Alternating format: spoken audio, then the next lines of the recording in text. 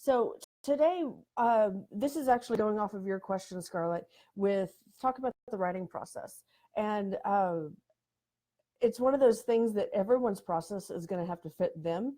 But I did want to share kind of what I do. Um, and then we can talk about what you do. And then if other people jump on, they can contribute that as well. Um, like I've told you before, I feel like my process is way simple.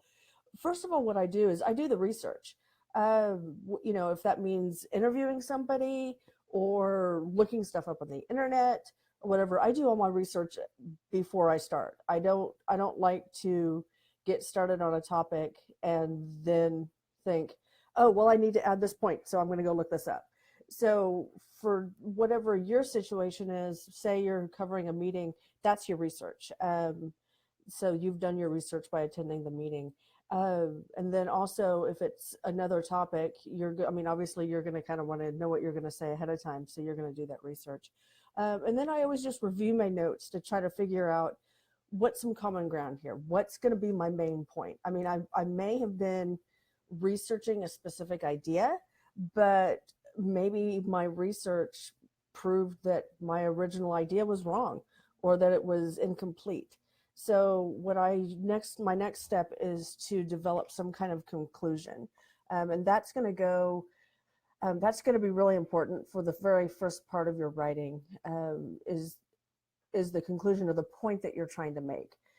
Because I mean, there's some styles of writing where you tell a big long story and you talk about grandma and I'll get to that question here in a second. The question that she asked is, how can you be sure the info that you found is reliable? Um, you don't want to go in and just start rambling, and so you need to get to the point right away. But back to doing the research, you that's one, and that's actually going to go into a whole other topic about how to write something that you know nothing about. If you're writing about an industry, go to their industry sites, or go to competitors. And also, I always look for the most recent information, because in pretty much anything, something that was written 10 years ago is probably obsolete, um, especially with anything that's in a fast moving industry or especially technology. Um, you write about WordPress, I'd say anything that was a year ago, I would doubt almost. I would double check that information. But also look for um, commonality. So if you're doing research and you see the same information in several different places, that's going to give you a good idea that the information is accurate. Um, does that answer your question?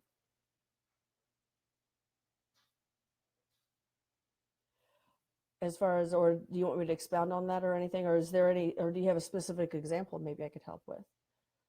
The yes, okay, good.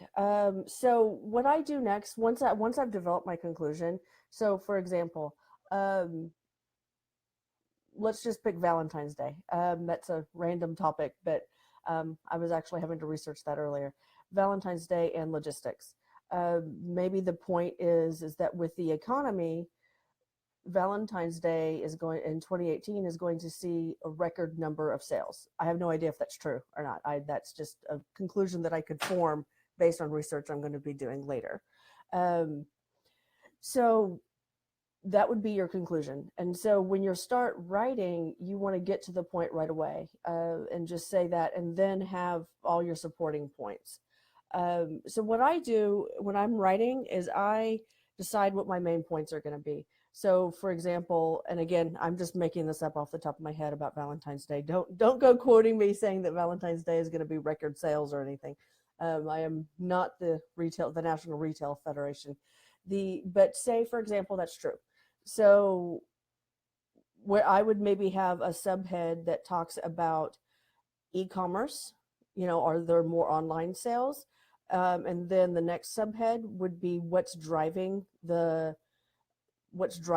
Actually, I would put what's driving the increase first and then expound on that, because you want to write in what's called an inverted pyramid. I'm not doing a messed up heart there. It's an inverted pyramid. you give very fine detail at the top and then you expand on your topic. So for that example, you would say, experts are saying that the 2018 Valentine's sales are expected to be a record in the last 10 years. And so then you would say what's driving that, why they think that. And then the next sections would be documentation that supports that. You can do, maybe if you can find someone that you can interview that says, yeah, I'm spending more money. I used to buy a $10 pack of chocolates. Now I'm going to shoot for the $100 dinner. So if you can find any kind of anecdotal evidence that people can relate to, that would be good. But you put that farther down to support your topics. But from what I do is I decide my main points and I make the basic subheads. So, like in high school, when you had the outline where it's 1 and then ABC, Roman numeral 2, ABC, 3, ABC. I do that, except for I do it in subheads. And I don't worry about getting the subheads exactly worded right. I just put the topic. And so then that helps me, stay on track, but also just helps me plan. So I can go from one topic to the very next topic to the very next topic. Bringing back the outlines. Trying to explain outlines to some people. I wonder if they still teach those in high school sometimes. I think they've gone to a different method. But just think of it that way. Just think of it as point 1, point 2, point 3, and they all build on each other. And so what I do is, like I said, I write it in. Well, I type it in. And so I don't just write it out, because that I've found that if I'm going from the keyboard to my notes to keyboard to notes, that's taking too much of my time. So I go ahead and type in the subheads to help guide me what I'm trying to say. And then also, one thing that's going to be very different than how people were taught to write is any kind of conclusion you do, whether you're talking about online writing or anything, you don't really need to do a summary. You don't need to say, well, as I've said, and then reiterate your points. You come to some conclusion. That could be a great place. That's a great place where you can share your opinion. So say if you're doing product reviews, or for you, Scarlett, and there's other people in here who have who maybe cover meetings, or they're giving an update from a club meeting or something like that, or an event happening, and they just need to give the basic details and then give their summary or give their opinion on it. That's one way that you can conclude your article. And then obviously online, you're going to want to have a call to action. The next part of the process, I just wanted to give you tips on editing.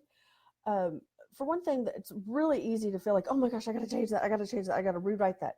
Don't do that. Do minor editing as you go. Say you notice you misspelled a word or you reused the wrong word. Go ahead and go back and fix that. That's okay. But don't try to rearrange paragraphs. Don't try to rearrange ideas until you're done, because you need to, get moving. You don't want to, and I used to be really bad about this, where I would start editing and I'd get so caught up in, oh, this isn't right. Oh, this needs to go somewhere else, that I would never get done. And that just wasted all kinds of time. And so wait until you're done to do the major editing. So you can see your article or whatever you're writing as a full picture. Another thing that you can do that I really recommend that you do is read everything out loud, even just to yourself. I know it feels ridiculous. I remember in forensics when I was practicing, I would go talk to a wall and I felt like an idiot. But you will catch so much more in your writing that once you say it out loud, you'll realize that doesn't really make any sense. And so you'll catch a lot more when you read out loud. That's another reason I really like to use subheads, not just because I've gotten to where I use that even for print writing. Even if I end up taking them out later, it just helps organize my writing, because that helps reduce the heavy moving around. So say you have this one point up here, and then you're like, oh, that would be better done here. Well, you're going to have less of that if you plan your sections already. You're going to be doing a lot less moving around, because the ideas that you present in each section will go with that section, if that makes sense. That's not always tried and true, but that's going to be, I know that that has really helped me to stay organized and not have to do so much editing on the back end. Um, Also use apps. I use Grammarly. They're not tried and true. They make mistakes. They'll say, "What's with the mad faces?" Oh, I'm getting all kinds of flowers.